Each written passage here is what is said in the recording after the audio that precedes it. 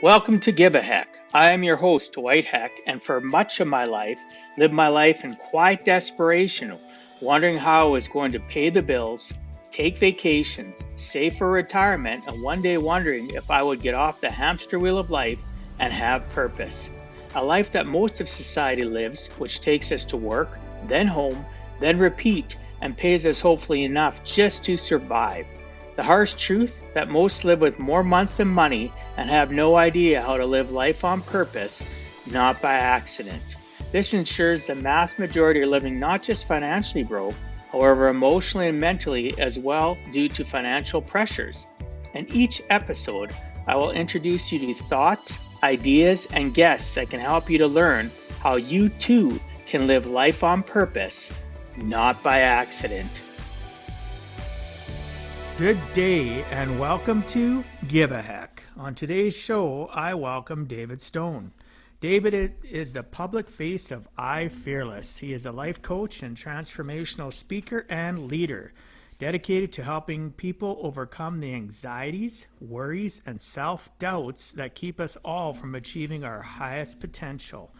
In 2009, in spite of highly successful international marketing career, he worried himself into homelessness.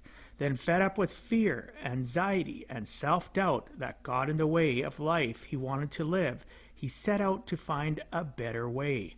Now he guides others to live fearlessly through books, workshops, keynotes, and blogs. His latest book is Unsubscribe from Anxiety, Opt Out of the Myth That Worry is Required, and Take Charge of Your Own Life Now. He is a proactive, inspiring, and disruptive writer, speaker, and change agent. He makes hard topics accessible and helps people enjoy the expansion of their comfort zones. He firmly believes that your parachute can't open until after you've jumped out of the plane. David is a certified trainer in the Jack Canfield Success Principles and a professional member of the National Speakers Association. I'd like to welcome you to the show, David. Thanks so much for agreeing to come on and share with us some of your life journey. Thanks so much, Dwight. I really appreciate being here, and I do love to share what I've learned with folks because worry and anxiety are things that are rampant in the world even before we had COVID introduced to into our lives. And now so many people have so many things that they want to worry about, and my message is that it's not necessary. Yeah, and we're going to be diving into that, of course. So, one of the things that I, in my life, have realized, and most of this realization came from the fact that I'm a huge nerd when it comes to Marvel and Star Wars and stuff like that, and the origin story around how they start in the middle and then they dial it back years later, and both those massive series both started in the middle and then they go backwards to the origin. And then, as an adult and you look back at that, I'm thinking to myself, why do you do that? Why don't you start at the origin? Is not the origin of what people or what things are going on in a storyline more important than starting in the middle? And so I really want to make sure that I understand people's origin story. So tell me your origin story and what key things from your childhood to adulthood that led you to where you're at currently. Well, that's a good question, and in fact, it's quite pertinent because I grew up just outside of Toronto, and I grew up in a wonderful family, but the ratio of family members to income was on the very low side. And I don't suppose we were technically poor, but certainly it was a stretch. And what that taught me, or what I took away from it, was that a number of things about money. First of all, money is hard to come by. Secondly, if you want to be rich, you have to be either lucky or crooked. And, a whole bunch of negative things about money. I remember very clearly once a month, my parents sitting around the kitchen table with this stack of bills and these terribly worried looks on their faces. And so I came to associate money with negative things. And as a result, And this isn't blaming them or anything. This is my own fun little thing to deal with. I spent a great deal of my life worrying about money. Will I have, and even in the times when I was making a tremendous amount, I would still worry. Okay, this month was fine, but what about next month? And I think that this is something a lot of your listeners might relate to, because we catastrophize about things. We look ahead. We're not living right now. We're living somewhere down in the future, in some terrible future that is sort of spirals down through bankruptcy and then dread, and then ultimately, we're pushing a shopping cart and looking for bottles to turn in so that we can buy some cat food for dinner. Yeah. And so I sort of lived with that mentality about this relationship with money. And of course, my worst fear was having none or not having enough. And as what happens is, the things that we fear the most tend to come true if we dwell on them long enough. So that's exactly what happened to me. So I spent my, youth and my adulthood worrying about money. And at the age of 55, my worst dream came true, and I landed homeless. And it was funny because as you mentioned in the introduction, I was still working, and I was pulling down a healthy 6 figures, traveling all over the country, all around the world actually, but through all kinds of things, poor money management and various things, I still landed sleeping in my car. And at that point, I sort of looked around for somebody convenient to blame, and whether it was the government or whether it was the economy or the weather or who knows what, surely it had to be somebody. And of course, I had to come to the conclusion that the only person present for every decision that had led up to this was me. The only person, I was the common denominator, and that took a minute to ponder on that one. But that was a huge breakthrough when I said, okay, what if it isn't anybody else's fault? What if it is my fault? What if it is my issue? And because there's a real amazing thing happens when you decide to take responsibility, because as long as it's your fault, all right, Dwight, it's your fault that I'm suffering, until you decide to change things, you decide, well, David suffered long enough, I'll change the way I'm doing things. I'm powerless to change my life. But as soon as I decide that, no, it's up to me, then suddenly I regain the power, and I can make the moves that I need to make to make things better. And I remember very clearly waking up one morning with my leg wrapped around the gear shift and sort of saying, all right, that's it, that's enough. I want out of this. And saying kind of out loud to anybody that would listen, whatever I've been doing has not worked, because everything that I've been doing landed me here. And this is not what I call success. So I'm wide open to hearing somebody else, some other advice, some other way. And it was very interesting because at the time, I'm still serving my clients, but living in my car. So I would wake up and go into the truck stop, restroom, and shave and get myself ready for the day. And then I'd drive to the public library because they had Wi-Fi and I could do my work. This is back in 2009. And I'm working away, and I have to go to the bathroom. So I get up and I walk into the men's room in the public library, and I'm walking through the stacks where they have all the books. And this book literally fell off the shelf and landed on the floor in front of me. And I, being a tidy kind of guy, I bent down and picked it up. And it was a book by, I don't know if you're familiar with the late great Dr. Wayne Dyer, who was a tremendous motivational speaker and coach. And I started reading it, and I thought, okay, there are answers to this. And I'm wide open to hearing from somebody else had been heard. And so that was the first of hundreds and hundreds of books that I've read and studied. And I made a subject of studying my own mind and how it works, and how worry and anxiety, how we attract these things to our, the things we worry about tend to be attracted into our life. The other thing that I learned is that worry and anxiety are not facts of life. We all assume, well, worry is just one of those things that you have to put up with. And what I learned is that it's not.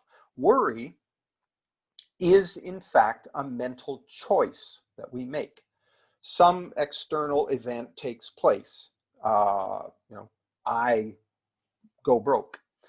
COVID comes in.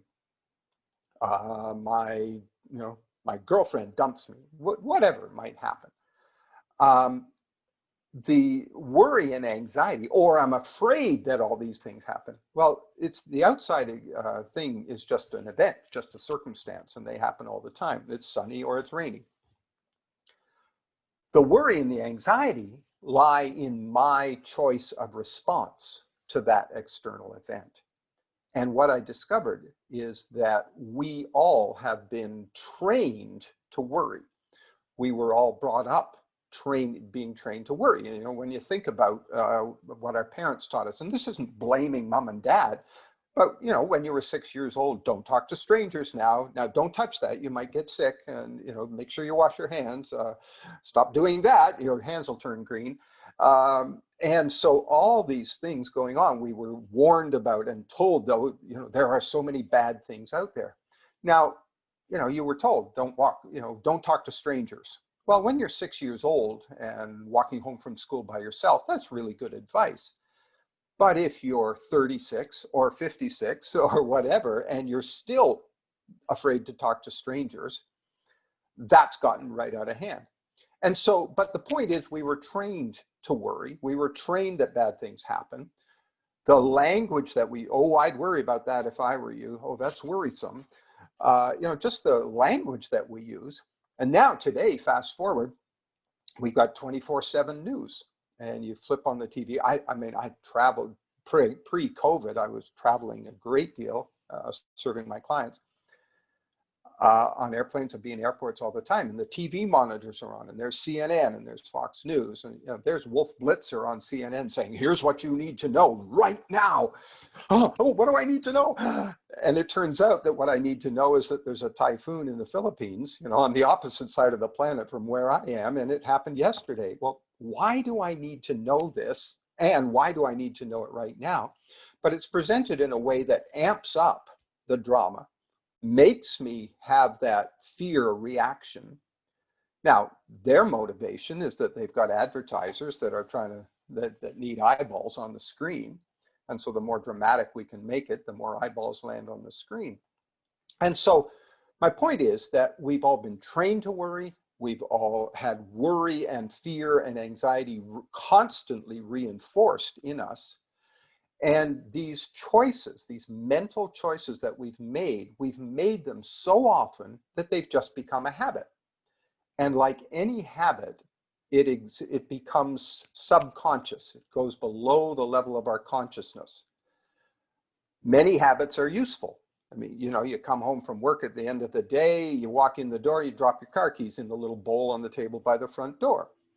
You don't even think about it, you just do it. And what that does, the beauty of that habit, is that it solves the problem. Where should I keep my keys? Well, you've solved that problem one time. You don't have to re-solve it every day. So it drops out of your level of consciousness. Good habits really aid us in life. Bad habits, though, also drop below the level of consciousness. We're not even aware that we're doing it. So we instantly have these worried or anxiety responses to all kinds of things. And our body just kicks in. And I'm going to talk about fear in just a minute. But our body has that anxiety response. Our mind has that anxiety response. And we worry. And it seems, because we've been doing it for so long, because so many people around us do it, we reach the conclusion, well, it must be natural. It must be just part of my DNA. And I want to make sure that we understand the difference between normal and natural. Normal means everybody does it, but underfunded schools are also normal, and partisan politics is also normal, but it doesn't mean they're good for us.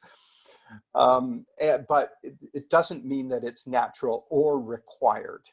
And that was the biggest lesson that I learned, was that worry and anxiety are simply mental choices that we've been making so long they've become habits, and I can start making a different choice if I want to.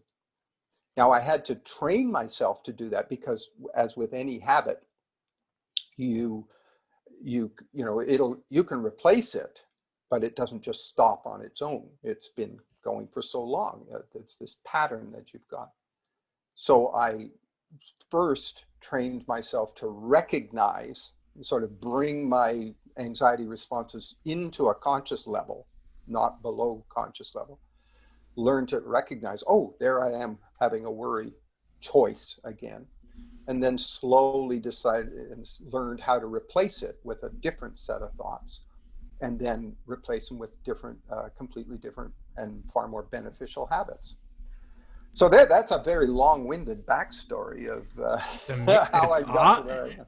it's awesome. Yeah, I took so much. I got so many notes here. I got so many things that I keyed on. Um, you know, we could go over every single point of it, but the thing that stuck out the most to me that is crippling our society today is the learned behaviors of Mm-hmm. our parents, of our friends, of our surroundings. And it's not to criticize our parents, our friends, our surroundings that we're in. It Yeah. is what it is. And you're right. We must become aware of the number one poison that goes on a daily basis. And I talk about and mentor and coach people on this for 18 years, and that's called worry. I've Mm-hmm. lived in that state off and on throughout my life. And when I finally one day had that epiphany, that light bulb moment where I realized that subconsciously worry was controlling me and gripping my life and crippling me and making it one of the things that caused me to be in quiet desperation, and that's something I Yeah. talk about quite often, is worry. And I'd lay in bed and quiet and feel, I would wake up feeling helpless, or during the day all of a sudden it would just be like something would, the anxiety Yeah. would shroud over me. And somebody I just interviewed, and actually it went live today, the podcast, Nikki Price, a lady from the UK that does transformational stuff and hypnosis and mental building. She talked about the fact that depression is the past, and anxiety is worrying about the future. Mm-hmm. Well, she's so right. And I had a light bulb moment when I interviewed her a few weeks ago, when my life of quiet desperation, I was worried about, could I afford to pay the mortgage? Could I afford to Mm-hmm. pay for the kids' bills for extracurricular activities? I worried about, am I going to be able to time it, still see a client, plus pick them up from school, plus make them supper, plus get them to their extracurricular? And I just had Mm-hmm. this crushing stuff that really wasn't front of mind. Like you said, worry is subconscious, and it was tugging at me, and it was creating Yeah. that quiet desperation. And I didn't understand all the inner workings of the mind. And then, like you, I've spent many years working on myself. I think it's phenomenal that book from Wayne Dyer fell down. Oh, I do know who Wayne Dyer is. It's just the different little things that happen in our life, and I won't get into the things that cause my shifts, but I do respect and relate to the fact that, listeners, you've heard me talk about this before in my video logs, and other podcasts. I've mentioned it a couple times. Really haven't got into the depth of it on a podcast so like this so far. Worry allows you and tortures you to suffer twice. Mm-hmm. So if you worry about a circumstance that hasn't happened, you worry about it the whole time, whether it's subconscious or even maybe you consciously say those statements that David talked about in regards to, oh, that's a worrisome thing, or, oh, I bet you're worried about that. We instill that in one another. We need to stop that. We need to stop, and worry needs to be obliterated from our English language, because words are powerful and they can uplift, they can destroy, and they can leave us in an oblivion, in the Bermuda Triangle kind of atmosphere where you get sucked in and you're never found again. And I tell people, what you're going through, what you're experiencing, and what you're concerned about, and what you worry about. You can be concerned and you can have some, thought processes around what's going to possibly happen, but drive it out of your mind, because over the next week, month, year, that circumstance you're concerned about, worried really, you're worried Mhm. about, you don't know if it's going to happen. You torture yourself along the way. It might never happen. And if Mhm. it does happen, now you just entered another level of worry. So now you're Yeah. suffered once, now you're suffering twice, and you might even suffer even more than twice because it all depends how you're capable of dealing with the challenge, the Yeah. circumstance at hand. The other interesting thing is you talk about suffering twice. Sometimes you suffer once absolutely unneededly because the thing you're worried about never came to pass anyway. So Yeah. you've gone and suffered with all the, because it's like you're living it right now. Uh, but then it never happens. There's a great quote from Thomas Jefferson: "In my life has been filled with horrible events, most of which have never happened." Yeah, and it is. We live in that hamster wheel of worry. It's just terrible how it causes a lot of our health issues in the world, in North America, in Canada, come from the fact that people, their brain can't handle it. It needs new information, exciting information fed into it, and all we're feeding it is a feedback loop of worry, Mm-hmm. like you said about Thomas Jefferson's quote. It's just it's like we got that CD on the, you hit the little repeat, or you could do it with a cassette tape where it Yeah, played over, or even an album, you could get it to start it over, and we get yeah. stuck in that loop. And listeners, I'm telling you, there's a way out. Mm-hmm. It's not easy. Anything worthwhile in life is not easy. It's going to take some work. It's not so detailed that you're going to have to take exams, you're going to have to take No, courses. It's really easy to deal with it, but it's not easy as well at the same time. There's some work that you have to put in, and you have to have a realization that you want to change, that mm-hmm. you want to put worry on a bus that goes over a cliff, and you take the other fork in the road and Yeah. leave worry at the bottom of the chasm. So people such as David and myself that do educate and teach people about worry, we've lived it. We're not talking that about something that we haven't lived, survived, and possibly Mm-hmm. still have moments. I still have moments in my life where I worry. I've got some character building moments going on with one of my daughters right now, Mm-hmm. and my grandkids. I think about it, but I automatically have gratitude. I find gratitude helps drive a lot of worry out of my life. The more I learn Oh, to no question gratitude, about that. No yeah, question about that. yeah, It is impossible to simultaneously hold a thought of gratitude and a thought of anxiety in your mind at the same time. You yeah. cannot do it. And can you expand on that, please? Because Yeah, sure. I talk about it all the time with people, but I'd love to your Yeah. perspective more on that, No, if you wouldn't mind. there's a number of things that when we are appreciating, and this is one of the, I talked about worry and anxiety as mental habits. And as with any habit, you can only get rid of it by replacing it with something else. And uh, there are three um, major mental habits that we want to replace worry with. And the first one is gratitude. And and so we need to train ourselves on a regular basis, as frequently as we might worry, train ourselves to focus on things that we're grateful for. So what I like to do and develop the habit of is first thing in the morning, when you wake up, before you even get out of bed, lie there and say, okay, 5 things that I'm grateful for here today. And not just, I'm grateful for breathing. I'm grateful, let's get specific. Make your mind work here. I'm grateful for this really comfy pillow that my head's been on for the last 7 or 8 hours. I'm grateful for, look at that sunbeam just coming right through the blinds there. A bird chirping. Yeah, I'm grateful for the yogurt parfait that's waiting for me, in the Yeah, yeah, yeah, refrigerator. yeah. But let's get specific, because, as I say, our brains are wired so that we cannot hold simultaneously a thought about something we're grateful for or appreciative of, and a thought that we're worried about. You cannot hold those two simultaneously. So the more we practice this gratitude, the more we practice appreciation, and not just first thing in the morning, but eventually, like I get through I have developed the habit now that throughout the entire day, like right now, here I am talking to you.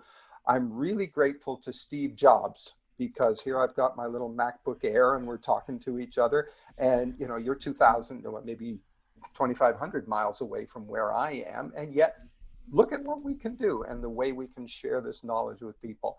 I'm really grateful for that, right in this very second. I'm grateful for this glass of water that's sitting here in case I get a tickle in my throat. All these things. And you start getting into the habit of finding those things that you're grateful for. That is also a skill that you have to work on to develop. You practice it, and then it gets easier. It gets real easy because if you ask somebody, quick, 5 things that you're grateful for, most people struggle a little bit. I guess I'm grateful for my family. I'm grateful for my, the real easy, obvious ones. No, get specific. I'm grateful for the fact that I've got, you're in Edmonton. Grateful for the fact that I got a pair of warm gloves to put on today, because it's cold out there. It's chilly. Yeah, those are the kinds of things. We practice it, and then that becomes second nature instead of the worry. You practice it long enough, and you'll have replaced the worry habit with the gratitude habit, and that's a really, really important one. There are a couple of other habits that we want to work at replacing it with as well.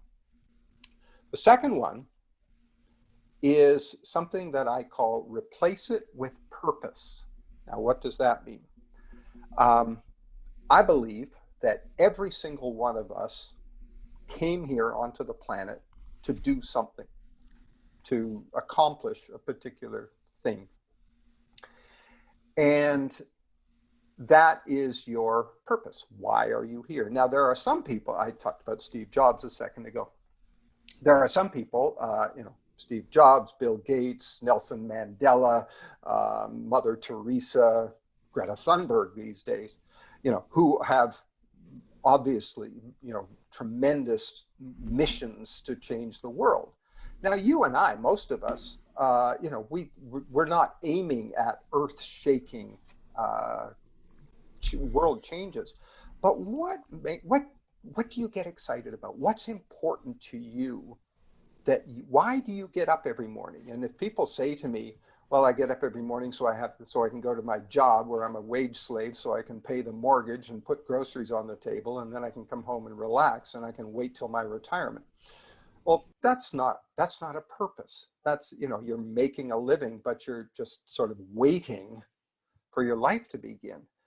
Every single one of us has something that is really precious to them. And it doesn't matter. It can be very small. Maybe you love gardening. Maybe you love pet animals. Maybe whatever it is, painting, drawing, whatever it is that is precious to you.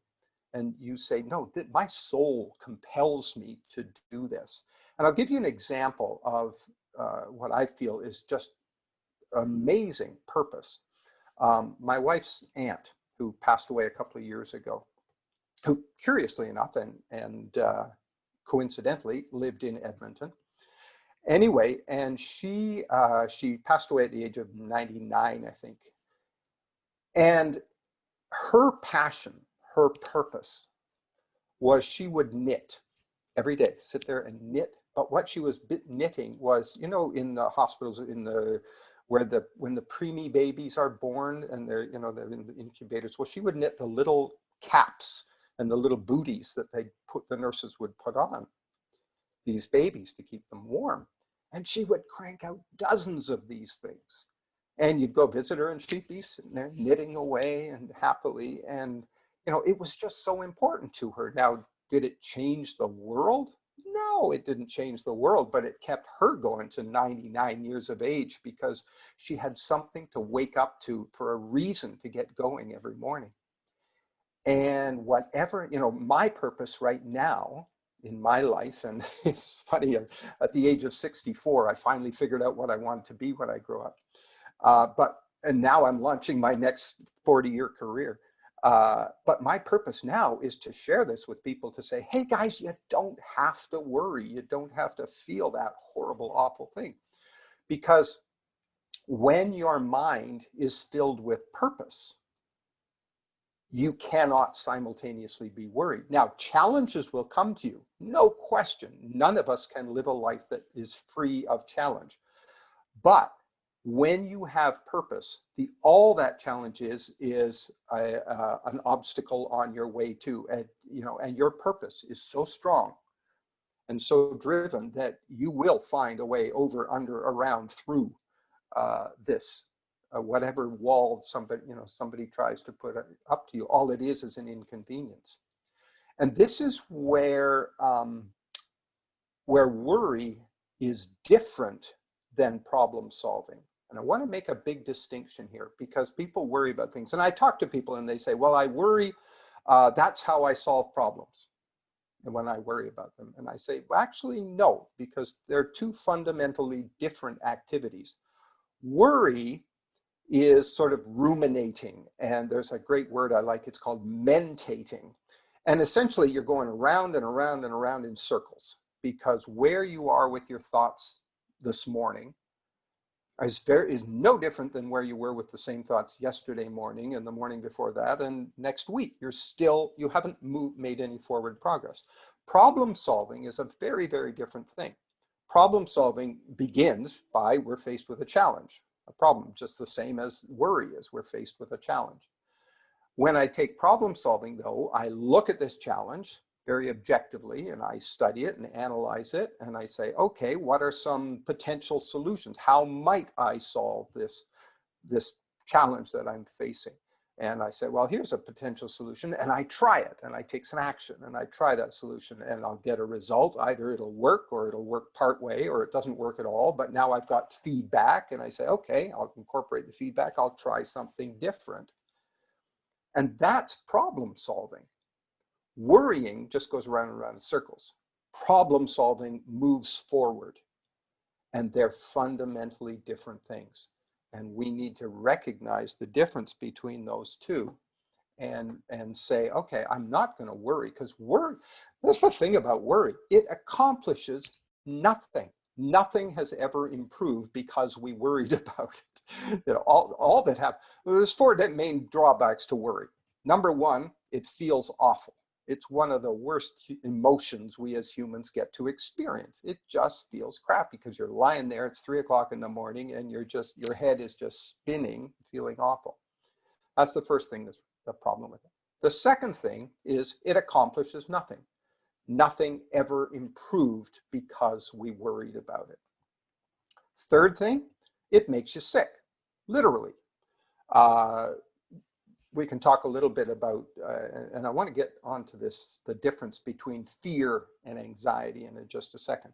But, chronic worry and anxiety have all kinds of really nasty effects on the body, from high blood pressure to heart conditions, to gastrointestinal problems, to loss of libido. There's all kinds of really nasty things that can go on, to the point where if you leave it long enough, it can kill you. So there's something to worry about. But the fourth thing that worry does, which to me is the most disturbing aspect of it, and that is that it blocks our potential completely and utterly. Because when we are worried, when we're anxious, we shift into a different mode of dealing with the world. In a sports analogy, we say we're playing defense. A difference between a team that plays to win versus playing not to lose. There's a big difference. The one is willing to take some risks, and the other is no, don't do anything that might. And so we don't try things.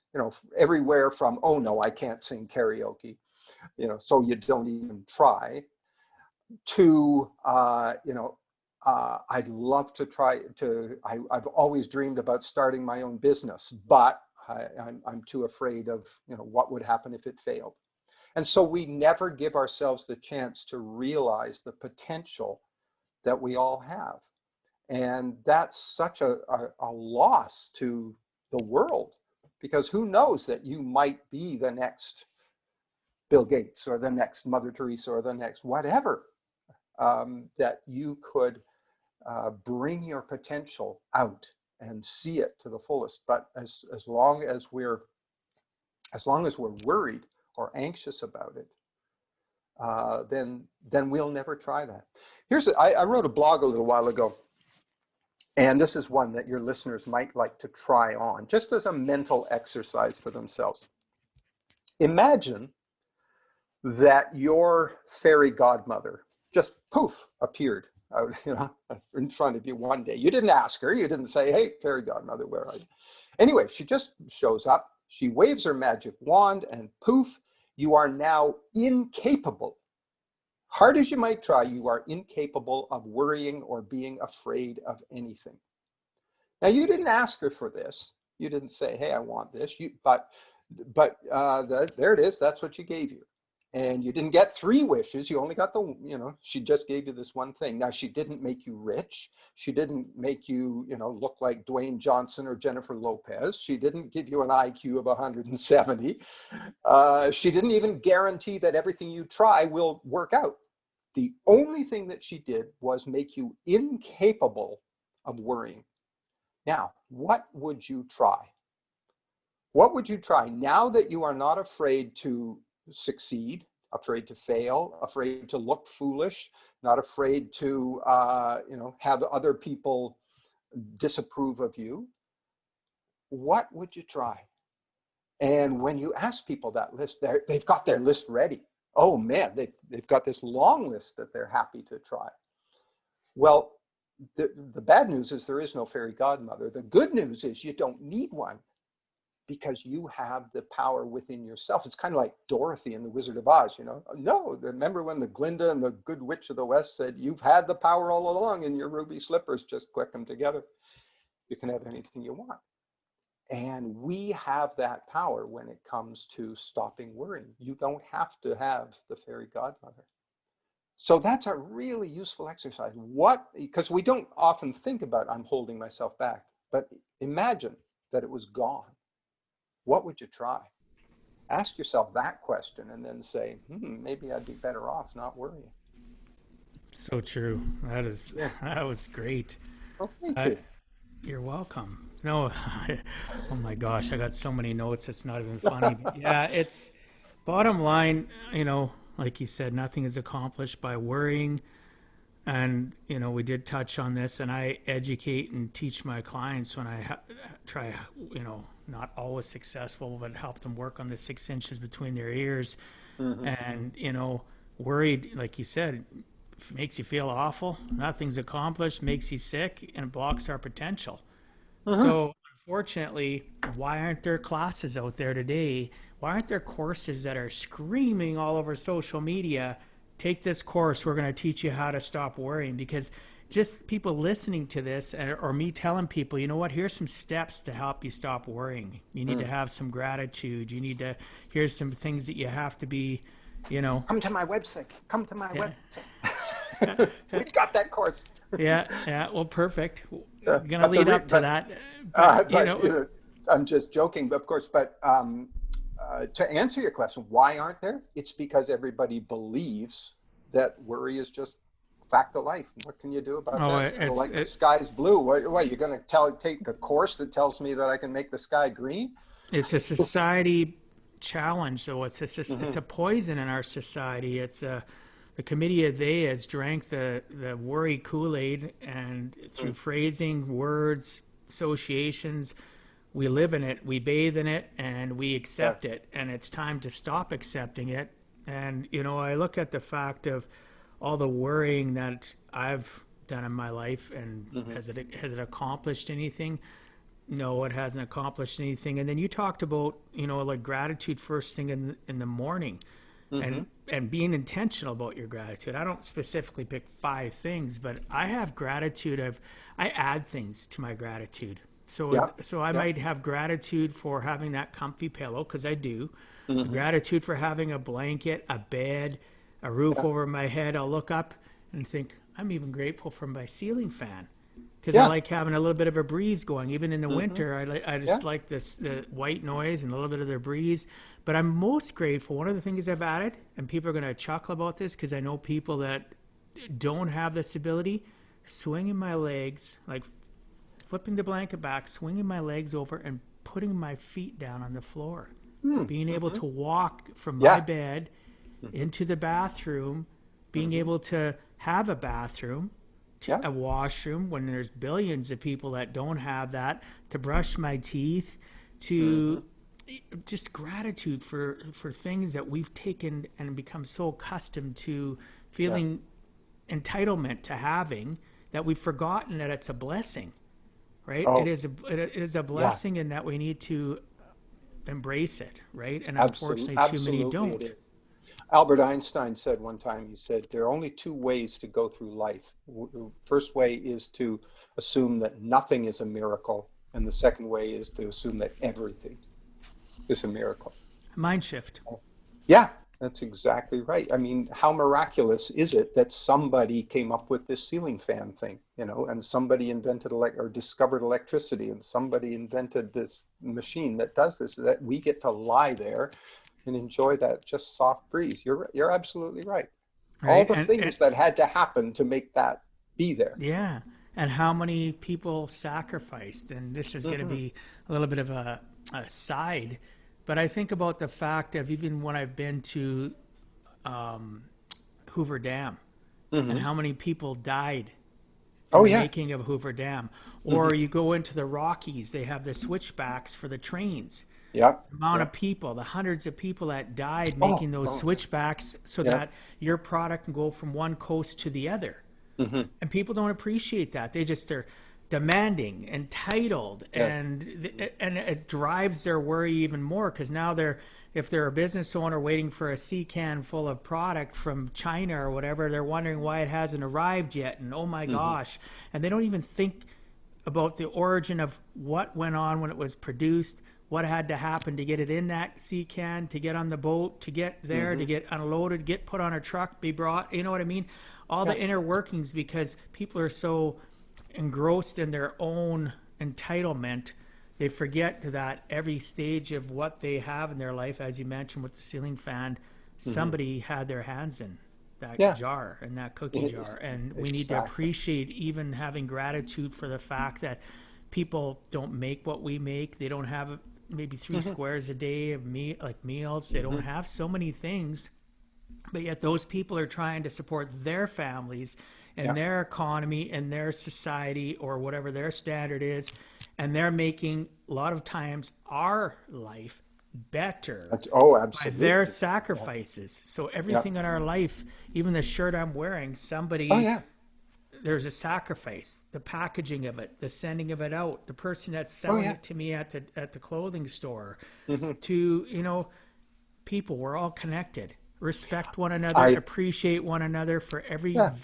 value add that you get from somebody on the other side of the planet to Yeah. somebody at your local store where you purchase that product or service.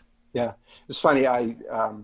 You talked about things traveling around. We're heading into Christmas soon. We're a couple of weeks ahead while we're recording this, but I was at the post office the other day to send off a parcel to a family, and they weighed it and measured it and all the rest of it, and they said that that'll be $25, and they said it kind of apologetically that if I'm sorry it's that much. And I said to the person, I said, holy moly, that I live on the southwest coast of Florida. I'm sending it to my brother in Toronto, 1,800 miles away. I said, do you think I would carry this thing for 1,800 miles for $20? This is a bargain that somebody would do this for me, and that there's a system set up. All I have to do is hand it to you, give you $20, and he's got it. Yeah. It's a mind shift of how we look at the world around us and how we appreciate it, literally appreciate it. Well, we just have to realize that this is going to be us back. This is kind of a delivery thing too in regards to parcels, but it's a little bit different. There's been posts the last few days, people saying you should boycott, delete, apps that do food delivery. Like in Canada, we have Skip the Dishes, we have Uber Eats, we have DoorDash. And my daughter posted along with it a box. She posted and said, you know what? Do you realize that each one of those drivers are supporting a family. Yeah. So by you saying this, the person that had posted it and it had started going viral, by you saying this, you're devaluing, you're saying these people are more valuable, go do, instead of go and pick it up.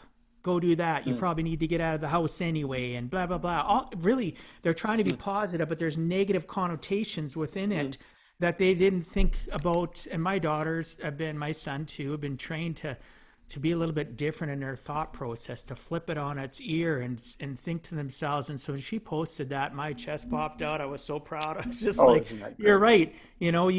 You're right. Hmm. Morgan, good for you. You made it, people, whoever sees it, maybe hopefully I shared it, hopefully other people Mm, share it, that people need to realize when you do one thing that affects a certain population and might lift them up, you're hurting somebody else. hmm. Think of the big Yeah. picture, and most people are not big picture thinkers, right? And you need to be. So every one of those Uber drivers, like Uber Eats or Skip the Hmm. Dishes, DoorDash, they all have families to support. And by telling people not to utilize those services, and you know why their reasoning was, well, you're cutting into the profit of that restaurant, but it's spread out. So if you're getting Hmm. somebody coming picking that food up and shipping it out, you're selling way more food than you normally do. All of them Hmm. have been.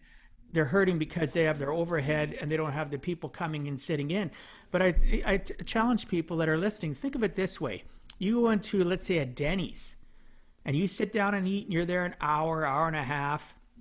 You take up real estate. Waitress has to come back and forth, which is fine, and they make X amount of profit. They have to pay for that waitress. They got to pay for everything out of your food costs. Now, that same food cost is still going to cost you the same if Skip picks it up, Uber picks it up, DoorDash picks it up. It's still coming to your house. It's still costing the same amount, right? But it's actually a less cost for the restaurant in the long run than an increased cost. There's actually a profit increase, not a decrease, depending on how you look at it on a numbers basis. And then on top of that, that person that delivers it to my door, I overtip them all the freaking time. At one time, I Hmm. didn't think that way. Pizza guy would come $2-3. Now I'll tip 10, 15, 20%, depending on Sure. what's the weather like. Hmm. Where are they delivering it from? They're only getting paid $3, let's say from Uber Eats or DoorDash or Skip, pays them like $3. They got to pay their gas. They got to pay their insurance, wear and tear in their vehicle. And they're bringing it to me so I don't have to haul my own butt out. So the restaurant's getting something, there's a Hmm. benefit. Hmm. The driver gets a benefit. I get a benefit. Yeah. Oh, yeah. Circle of life, right? So people, Absolutely. if you're thinking that all these delivery apps are terrible and these restaurants are losing all this profit, they're actually making more because they're able to push more food out. They don't have to worry about having, no guests. Obviously, waitresses are going to suffer. There's not as many getting jobs, but when money moves from one part, it shifts to another. Hmm. Just like energy cannot be created nor destroyed, Yeah. money can't either. It just And shifts somewhere else. money is a form of energy. Yes. So, Yeah. I appreciate you bringing that up. You're right though. Right. Like I gotta package some stuff up to send to that daughter that posted that. She lives in Calgary. For the Okay. listeners, that's 3 hours south of me. You probably know where Down the Calgary road. is. Yeah. Yeah, it's three. It's quite closer to 3.5 by the time you get to her house. Depends what area of Calgary you live in. But I'm gonna send her the parcel. It's probably going to cost me. I sent her stuff a couple weeks ago too. I send her stuff all the time. It might cost me $25, like you're saying. I couldn't Yeah. drive to Calgary for $25. No. And back again. No, you couldn't. I'd love to So, see my daughter, but with yeah, COVID right. going with COVID going on, Yeah. and like you said, it's just before Christmas. They Yeah. just we've got more lockdown restrictions in place. They've Yeah, I know. locked us down even more, and Christmas is canceled for everybody. It's Yeah. pretty much not that the season's canceled, but senior No, but families the canceled. visiting families is for So sure. so I can't. I was gonna go see her. She was gonna come here. I can't do that now. But I want her to get her stuff from her grandparents Hmm. and from me. So I'll put it in a box, take it Yeah. to the post office, and send it to the courier. Hmm. There you go. Pay the money and Hmm. appreciate the fact that I live in a society where that can happen. Exactly. That brings up a really good exercise. And one of the ways that we encourage people and teach people how to stop worrying and anxiety is to do something, I call it quit the complaining club. Now, we all know them, those people. You walk in the room and instantly, you say, hey, what a beautiful day. Yeah, but it's probably going to rain tomorrow. And, they've always got something bad that's going on. And so we want to get away from that. So when we find a situation, and you just talked about, with the COVID situation, various governments, sort of Christmas is canceled. Okay, it's real easy to blame governments, to blame whoever, hasn't dealt with this thing, to complain about the situation. But here's an interesting mind shift question for us. And it forces us to get creative and really start to think about gratitude. And the question is, all right, Christmas is canceled. What can you find that is good about this situation? Takes a little stretching, but what are the things that you can find that is good about that situation? It's not what we chose, but it is what it is. Here we have it now. So what can we say that's good? Well, number one, traffic accidents are going to go way down, especially with all the winter driving in Alberta. Gas consumption is going to go way down, and therefore air pollution is going to go way down. I get to appreciate my own home and the comfort of my easy chair. All right. I get to spend more time maybe just sitting, listening to some nice Christmas music, or I'm a big fan of Christmas movies, and I get to watch them because I don't have to be out traveling. My costs are going to go down. So there, it takes a little bit of work, but we start to train ourselves to see, all right, what's good about this, and that trains us to be more grateful. I did want to make sure, though, I mentioned a couple of times, I want to talk about fear. Okay, go for it. And that's an important element here. And that is, I want to talk about the difference between fear and anxiety. Now, fear is a really useful biological response that is built into our DNA. And it was put there millions of years ago when we'd be walking along and the saber-toothed tiger wanted to jump out and eat us.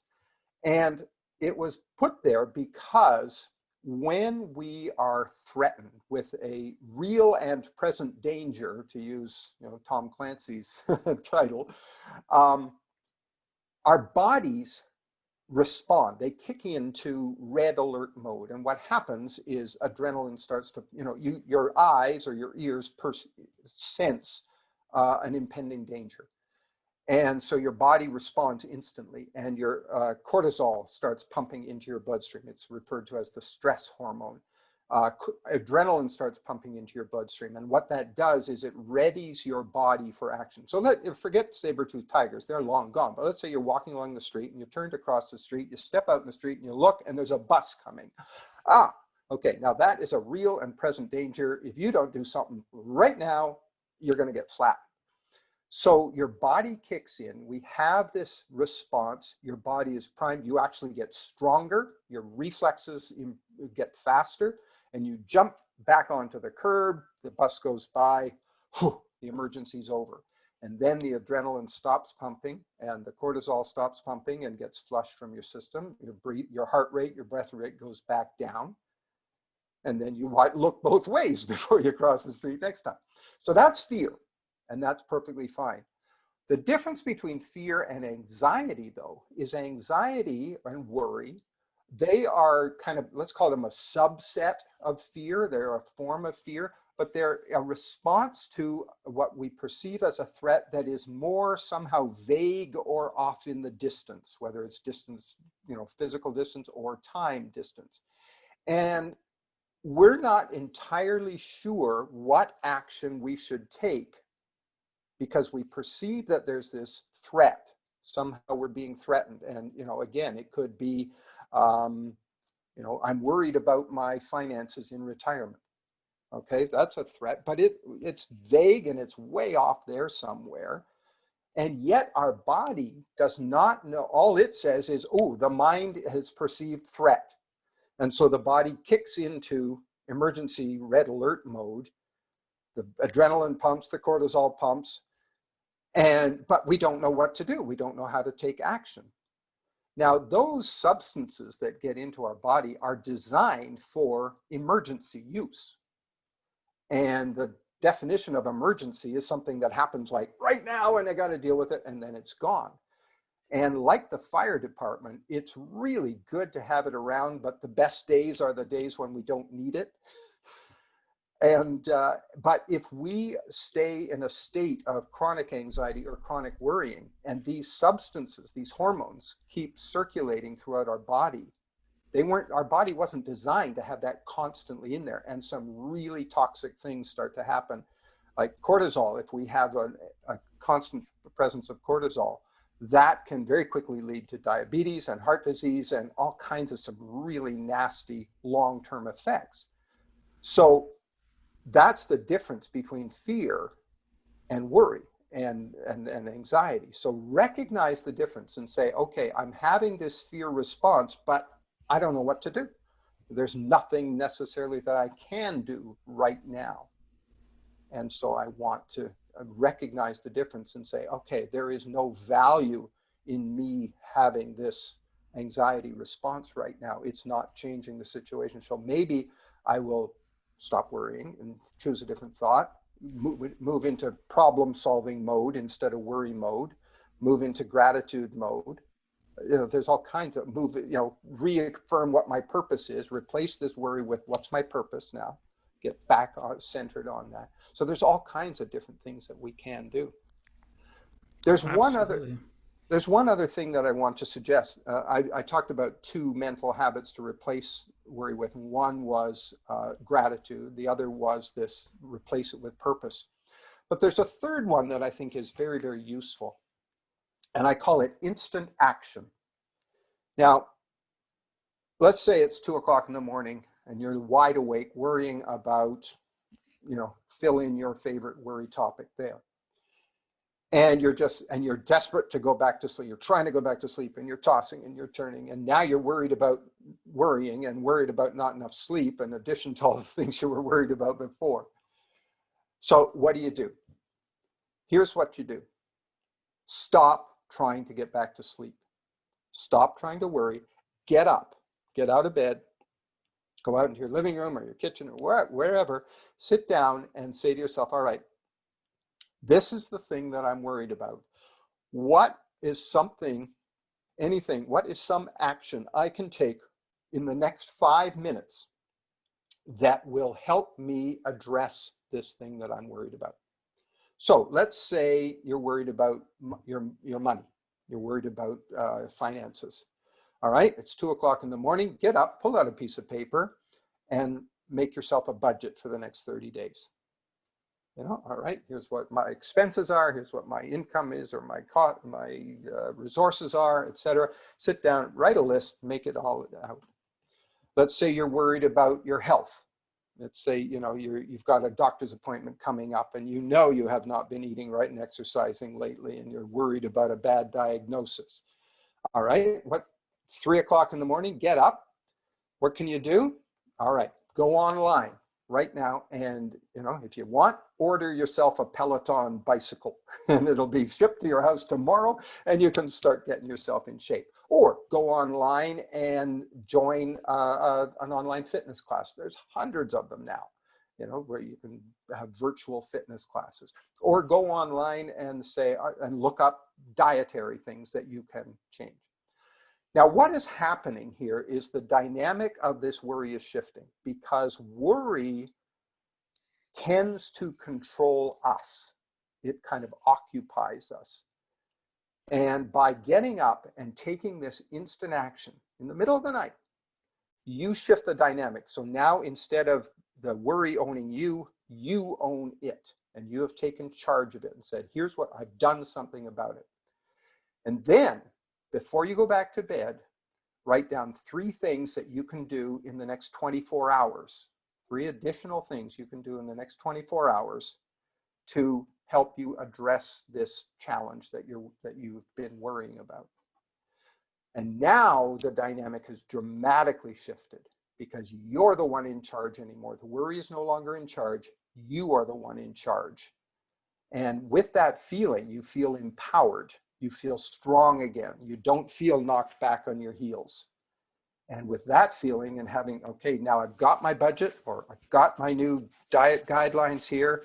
I've set up an appointment with the financial advisor, whatever it is. You can do those things in the middle of the night these days. Now you can go back to bed and you're going to fall asleep and sleep like a baby because you have taken control of the situation. Here's one. You talked a little while ago about the words that we use in society and the way we talk about it. And there's an important vocabulary element to anxiety and worry. Imagine for a second that you're in the kitchen getting dinner ready and you're chopping vegetables and the knife slips and you cut your finger. Well, that cut on your finger hurts like heck, and it's probably bleeding or something. And you say, I have a cut.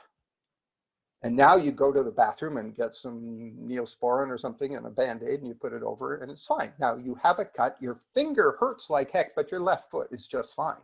It feels great. You also look at the finger and think, okay, that cut, it might take a few days, but I know that it's going to heal. Even a bad cut, I have to go to the doctor and get some stitches or something. I know it won't be like that permanently. So the terminology we use is I have a cut. I have the flu. I have a broken leg. But when we talk about worry and anxiety, we say, I am worried. I am anxious. And what that does, that shift in language, makes that who you are. We don't say, I am a cut. I have a cut. And that minimizes it. It means I'm in control of it. If I have some concerns, okay, that's fine. What are you going to do about it? But if I am worried, it's like I am, a 66-year-old white male. I am, all these various things. I am. This is part of my identity. And that's how it starts to take control of us. So if we simply shift our language a little bit, it starts to put us back in control instead of it controlling us. Yes, I have some concerns. We all have some concerns. That's pretty normal. That's pretty natural. But I am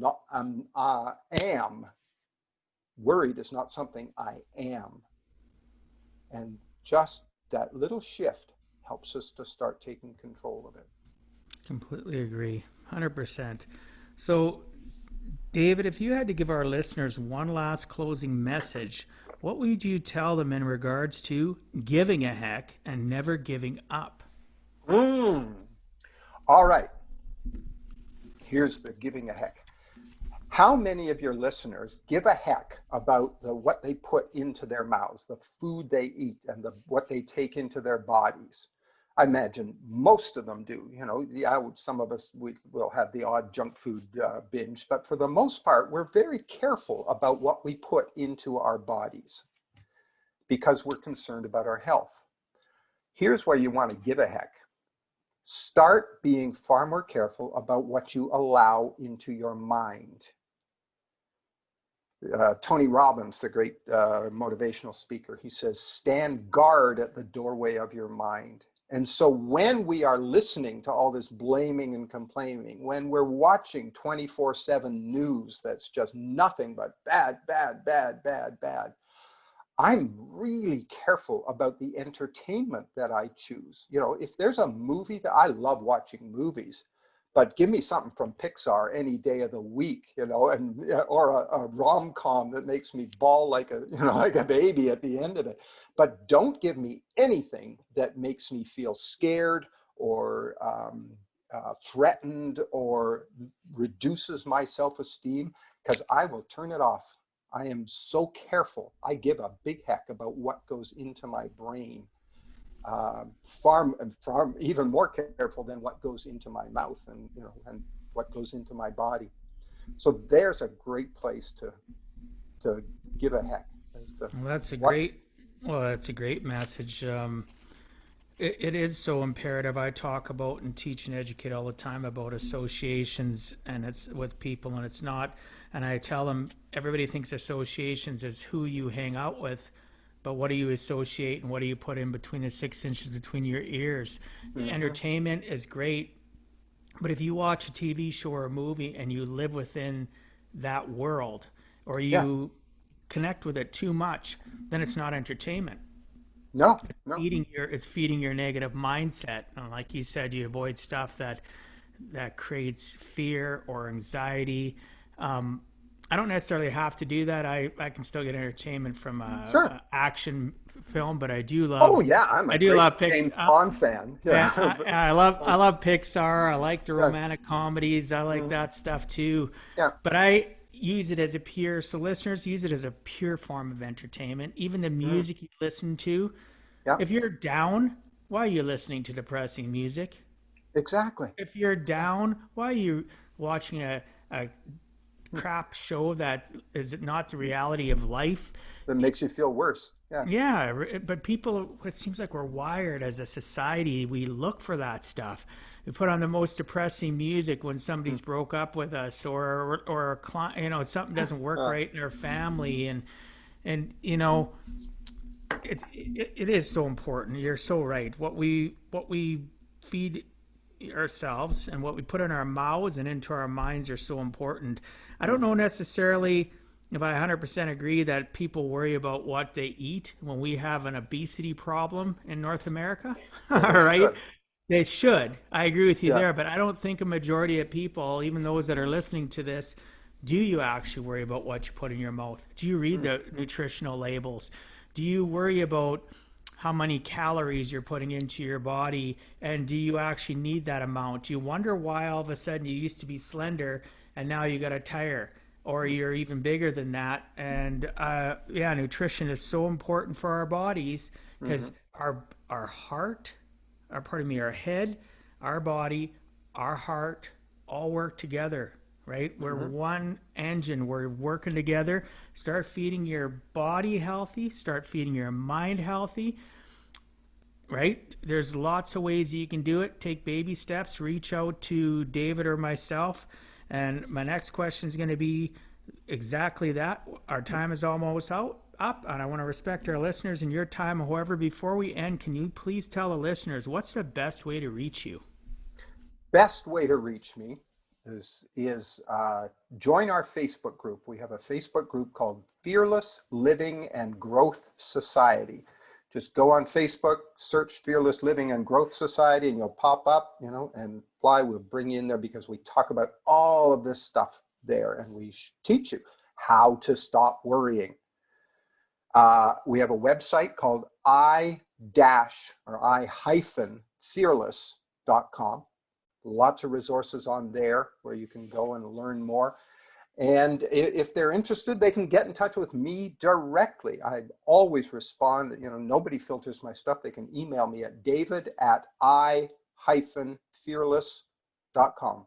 Send me an email. Say, hey, David, what can I do about stop worrying a little bit more? I worry too much. I overthink things. I doubt myself too much. I spend too many times, going around and around in circles. Or maybe there's a loved one, that suffers from this. I've had a number of people say, my daughter or my son, just what can we do to help them? And oh man, can we That's ever help? exactly that's exactly why you're on this show, because Thank you. you've dug your way out, you figured things out. Doesn't matter at what age we do it at, and you're Nope. now going out. You gave a heck about yourself. You pulled your bootstraps up, and now you Mm-hmm. go out and you educate society on a global basis on how Mm-hmm. to stop worrying. And like my mantra is, helping people live life on purpose, not by accident. That's And exactly worry right. is so much ingrained in our society and why they live by accident. So I Mm-hmm. appreciate that. Thanks so much. And I'll make sure that information is put into the show notes, which will be available when the Mm-hmm. episode goes live at giveaheck.com podcast/podcast. You can find all the show notes and how to get a hold of David. And if you want an introduction or a connection and you're nervous, feel free to reach out to me. I'll make sure it happens. So, David, thanks so much for being on Give a Heck. I appreciate your time and sharing some of your experiences so that others too can learn it is never too late to give a heck.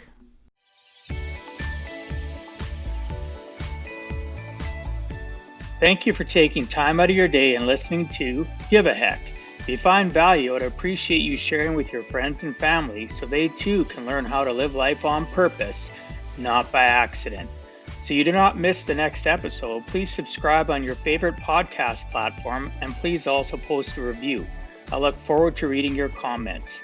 This has been Dwight Heck. If you want to check out other podcast episodes or today's show notes, please check out my website, giveaheck.com. And until next time, together let us all strive to give a heck.